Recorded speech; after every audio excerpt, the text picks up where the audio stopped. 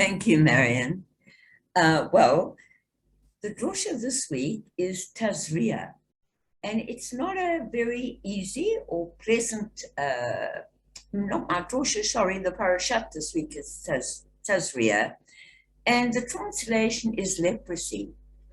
And it's a slightly embarrassing parasha, as many are, because it discusses what can cause leprosy or an illness. It discusses the rites that one has to do when you come to the sanctuary after giving childbirth. It even discusses some rituals and rites regarding sex. That we're leaving for tomorrow, where we can go into much more detail and share with you some very amazing views. But let me this evening just give you a brief view of what this parashat is all about. First of all, it's about the difference between being pure and being impure, different times and different occasions. And leprosy wasn't regarded in those days only as leprosy, but some rabbis preferred to interpret it as any type of disease or illness which attacks a person. Another rite of purification discussed in this parasha, after contact with a human corpse, you have to do certain rituals. It's considered impure. There is abundant evidence that the laws of purity and impurity from these times were faithfully observed in Israel. These laws, however, underwent various changes in the course of the centuries, and not long after the destruction of the Second Temple disappeared altogether from Jewish life, even from Palestine.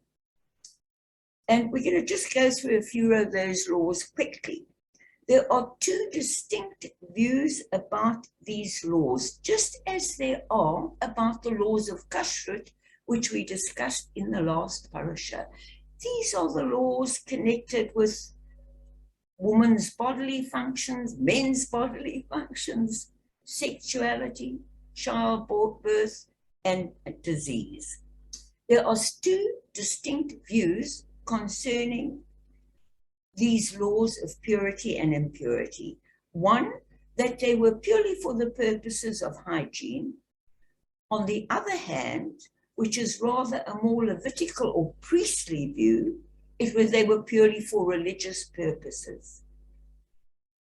Advocates of the hygienic view hold that the sources of impurity in scriptures, disease or death, the disintegrating corpse of man or beast, skin diseases, and disorders connected to our sex lives are in the main physical. In other words, these were introduced to help fight the disease. On the other hand, other sages, and particularly the priestly side, says not at all. It was purely the equivalent of a mental illness. For example, you would get Tazria, you would get leprosy if you've been doing Lashon Hora, if you've been speaking evil to someone. So there were always the two views. And of course, the answer, as usual, probably lies in the middle. So all of these diseases or infections were treated either by water purification or by fire. For example, all the clothing of a person with leprosy, I presume as this plague we have today, was considered unclean and had to be burnt. That would have prevented the spread of disease. So, etc., etc. The sanitary interpretation of the laws of purities, however, is contested by the priestly authorities, who say, no, it's not so much any hygienic motives at all. It is really to get closer to Hashem. And by obeying those laws, you actually become more holy. So let me just share with you then in a short show tonight a few of these events. As we said, the Torah contains laws of physical and spiritual purity. Now we're going to just look at what the Torah says and what the priestly version looks at. Tazria, leprosy, or even the plague we have today. They see this as a supernatural physical affliction sent to warn that person they mustn't speak badly about someone else. It's disease in our religion has always been associated at a spiritual level with evil thoughts, because even when I was at university, I was determined to understand that mind and body were one. And even went into this, you can't separate how you think with your body, in my opinion. So, and as a supernatural affliction sent to warn someone to refrain from speaking badly. The disease progressively affected the home, the clothes, one's skin, unless the individual corrected his way and followed the purification process stated in Torah, which we'll be reading more about tomorrow. There are three types, and this I thought you would find interesting, of speech transgressions. One, Lashon Hora, literally an evil tongue, making a derogatory or damaging statement about someone, even though you are speaking the truth, you are still not allowed to do it. Isn't that interesting? Number two, Motzi Shemra, slander, where what is spoken is negative and false. And we hear that today all the time, claiming to be the truth. Three, rechilus, literally tale-bearing, telling someone negative things about another person said that someone else said about him. In other words, you're repeating it down the line. So all of this is forbidden. And really, whether it leads or not to a physical disease, it certainly leads to a mental disease in ourselves, because by doing Lashon Hora, we instinctively, with the voice of Hashem inside us, know that we shouldn't be doing this. And we often then feel bad about ourselves. And it leads to it's to our detriment more than the people even we're speaking about. But who knows what the effect our words will have when they're repeated and repeated and repeated down the line. It could lead to the most horrible things. The third thing, and I'm just going to mention this briefly, is the laws we'll be talking about in greater detail is after childbearing, a woman was considered impure. These laws, by the way, only applied to those people who were coming to the sanctuary. They didn't apply if you didn't go to the sanctuary. But of course, to very religious people who regularly went to the sanctuary when they were commanded to, it applied as well in the intervening sections. So let me just see if I can quickly find my notes here on what the great sages had to say. So, okay, this parasha actually begins discussing the laws of a woman who has just given birth. A number of weeks after this happy event, she brings offerings to the holy temple, a lamb for a burnt offering and a turtle dove for a sin offering.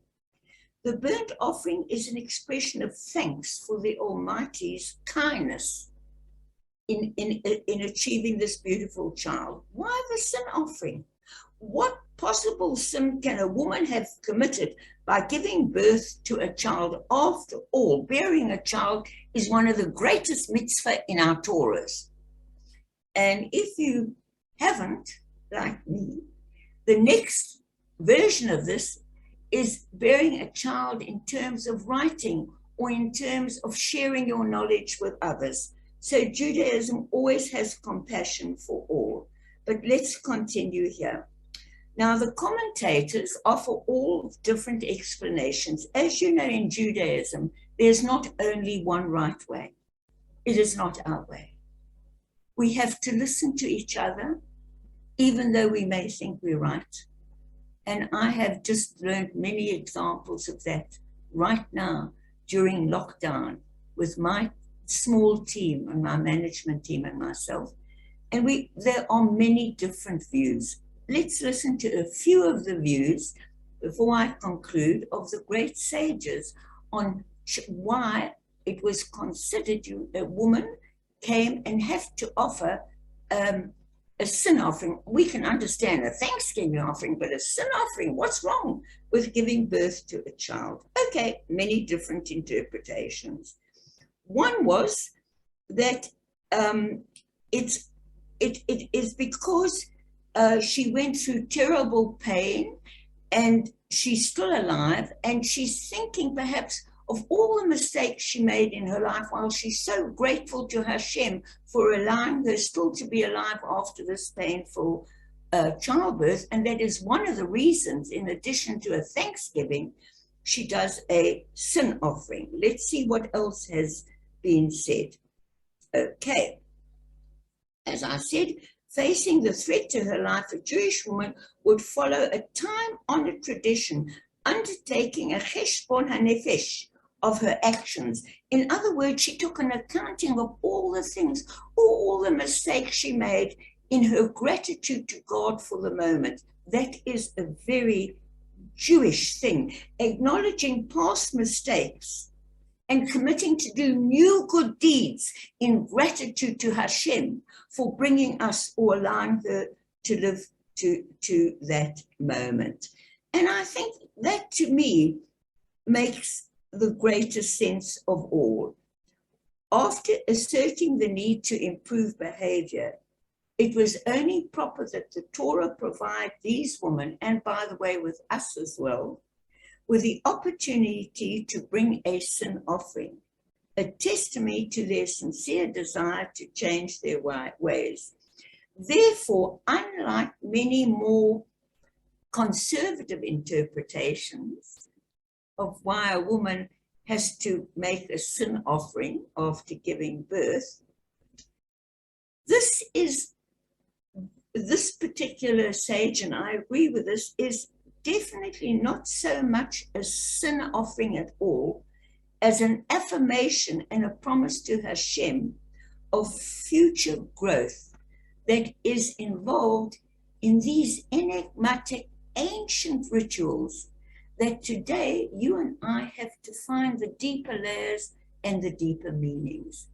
May we all, in a moment of gratitude to Hashem, achieving something we really want, in that moment when we achieve it, may we also offer our thanksgiving that we do today in another way, not with a turtle dove, but with our thoughts, with our commitment to Hashem, to listen to each other's point of view, to forgive us for our past mistakes when perhaps we haven't, and to help us grow towards the complete, beautiful, successful human being, in spite of all our mistakes and all our trials, in gratitude to Hashem.